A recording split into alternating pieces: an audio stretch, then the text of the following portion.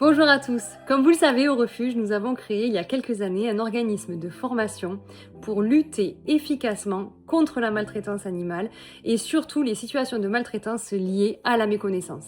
Notre organisme de formation certifié Calliope propose une formation initiale sur la détention et l'entretien des animaux de ferme et équidés. Parmi les profils des stagiaires que nous recevons, il y a des personnes qui souhaitent devenir famille d'accueil, par exemple, pour une structure comme la nôtre, ou encore créer leur propre structure, des personnes qui également voudraient acquérir des équidés ou des animaux de ferme, en s'assurant d'avoir les connaissances nécessaires pour garantir leur bien-être et leur santé.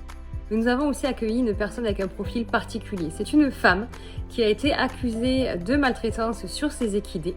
Après un contrôle de la DDPP de notre département, ils ont mis en place ensemble un protocole pour qu'elle puisse améliorer ses pratiques et dans cette démarche, ils lui ont demandé de se former. Comme notre formation aborde aussi les équidés, la DDPP a choisi qu'elle réalise sa formation chez nous. Sandrine a accepté de témoigner devant notre caméra, donc je compte sur votre bienveillance à son égard pour l'écouter sans la juger. Parce que je pense que son témoignage pourra faire écho chez beaucoup de personnes qui ne se rendent pas compte que leurs mauvaises pratiques engendrent de la maltraitance, par simple méconnaissance. Parce que la maltraitance, ce n'est pas simplement battre son animal, mais le détenir dans des conditions inadaptées, ne pas lui fournir les soins dont il a besoin, c'est aussi de la maltraitance. Je vous laisse donc avec Sandrine, qui a pris une grande claque pendant sa formation en réalisant l'ampleur de ses mauvaises pratiques, et que nous allons continuer à accompagner pour qu'elle puisse placer ses ânes dans des bonnes familles et s'assurer que ceux qu'elle conserve seront bien pour le reste de leur vie. Bon visionnage à tous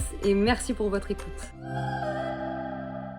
Bonjour, je m'appelle Sandrine, je suis agricultrice et j'ai suivi cette formation parce que j'ai des équidés que j'ai hérités de mon père et pour savoir m'en occuper puisque je n'avais aucune base sur les équidés.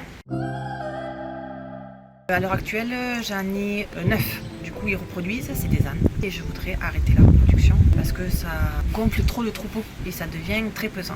J'ai 30 hectares de terre au total et j'en ai 10 qui sont clôturés avec du barbelé, malheureusement. Ils sont sur ces 10 hectares en liberté. Ils sont semi-sauvages, on va dire, parce que je les appelle, ils viennent, mais ils ne sont pas habitués à être manipulés. Services vétérinaires qui sont venus chez moi sur dénonciation anonyme par rapport à un signalement de maltraitance. C'est mes ânes qui se sont mordus entre eux. Le mâle dominant qui a attaqué les autres parce que je sais pas pourquoi. Il les a attaqués, il a voulu les séparer du troupeau et je ne m'en suis pas aperçue. Ça fait 25 ans que j'ai des ânes. Je ne pensais pas faire mal, mais bilan après la formation, on fait plein de choses mal. Ils m'ont obligée à faire une formation. Comme j'avais déjà parlé des 3 dindes, elle a regardé et elle a vu qu'il y avait une formation où j'ai téléphoné pour voir si je pouvais faire que la formation équidée qui m'intéressait à moi. Et du coup, ça a matché et je suis venue et je suis super contente d'avoir fait ma formation. D'avoir appris plein de choses puisque j'ai super progressé dans mes notes. Moi, je suis considérée comme maltraitante, mais dans ma tête, c'était pas... La maltraitance, pour moi, c'était l'humain qui maltraitait. Donc, c'était pas forcément le contexte, les extérieurs, l'environnement, on va dire, en général. Du coup, j'ai appris plein de choses. Faire une cabane un peu mieux. Après, je vais mettre de l'électricité tout autour de ma clôture. On va commencer petit à petit. Essayer de réduire mon cheptel et pour en garder pas beaucoup à la sortie. Si on n'en a pas beaucoup, on n'a pas beaucoup de problèmes. Plus on en a, plus on a de problèmes. Des gens qui puissent s'en occuper mieux que moi à l'heure actuelle et surtout arrêter la reproduction. Parce que c'est très joli quand c'est petit, mais il faut savoir que ça c'est petit, ça devient grand. Et quand ça devient grand, ça fait des bébés et ça fait boule de neige et ça grossit le troupeau comme ça a fait au départ. Quand j'ai vu que ça faisait boule de neige, j'ai arrêté.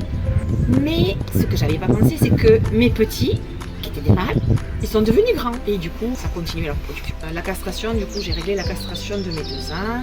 Et c'est trop lourd pour moi, pour le faire chez moi. Parce que c'est pas la castration en elle-même qui est lourde, c'est les soins d'après. Et moi, je suis pas équipée pour faire les soins d'après. Oui, moi, la formation, j'ai vu la progression. C'est la première fois que je mettais un licol à un cheval. On pense qu'on sait des choses, mais en fait, en faisant le test du début et de la fin, j'ai vu que j'avais super bien progressé, j'avais dû écouter quand même. 11 sur 20 à l'arrivée et 18 sur 20 à la sortie. En fait, c'est comme si on survolait, et même si la formation c'est qu'un jour et demi, Nathalie nous explique vraiment, quand on pose des questions, ce qu'on a besoin, elle nous l'explique vraiment très bien. Quand j'ai posé des questions pour mon sujet en particulier, elle a répondu à mes questions et ça m'a aidé. Là, tout à l'heure, c'était sur les FCE, comment régler tout ça, puisque tu en attends des papiers. La formation m'a permis de voir où empêcher en fait et de mettre en place des moyens pour redresser ma situation et arranger mes soins et ma cabane et tout pour la vie de mes ânes. Moi, je partirai plus sereine pour m'occuper de mes ânes, ça c'est sûr.